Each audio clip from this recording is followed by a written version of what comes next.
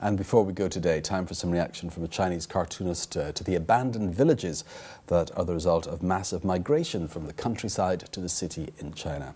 Our cartoonist today is Zhao Guoping. This comes from the Guangming Daily website, gmw.cn.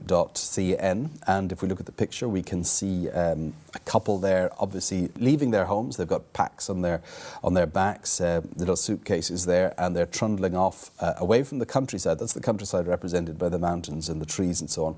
But if you look at the little houses underneath them, these are being smashed as they go through them. They're trampling them down and knocking them over and leaving them basically razed to the ground. And written on them there is original villages. These are villages which are have grown up by themselves rather than being sort of administrative level villages.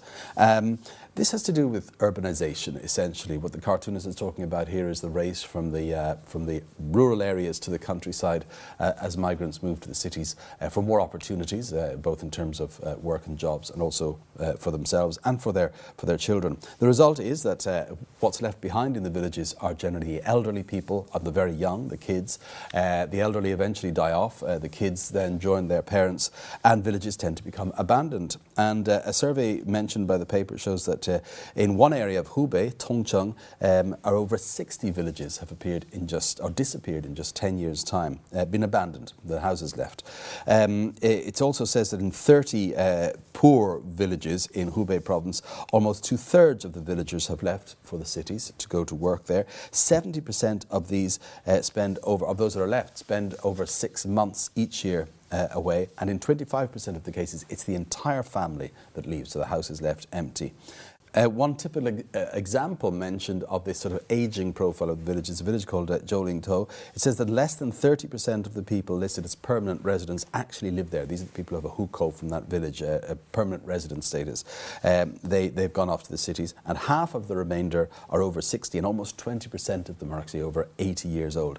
Now, the idea of urbanization was not that everybody should come to the cities or the main cities like Beijing, Shanghai, Guangzhou, but that they should go to smaller satellite cities that would be built up and given more services generally and attract people to these cities. But it doesn't seem to be working exactly as it's supposed to be planned, and it seems that most of the migration does tend to go towards the huge cities. Why? Well, poorer services, medical, education, health in the countryside, and certainly less in the smaller cities than in the bigger cities. And people are attracted more to the bigger cities because there are limited opportunities in these smaller urban areas. The problem resulting in this, of course, is abandoned arable land, and this affects China's goal to be self-sufficient in food.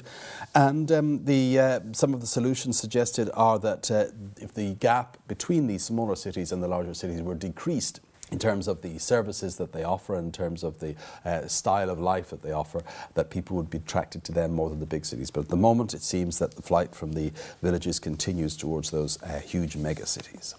And that is the take of our cartoonist, Zhao Guoping, on that flight from the land and some of the consequences of it here in China.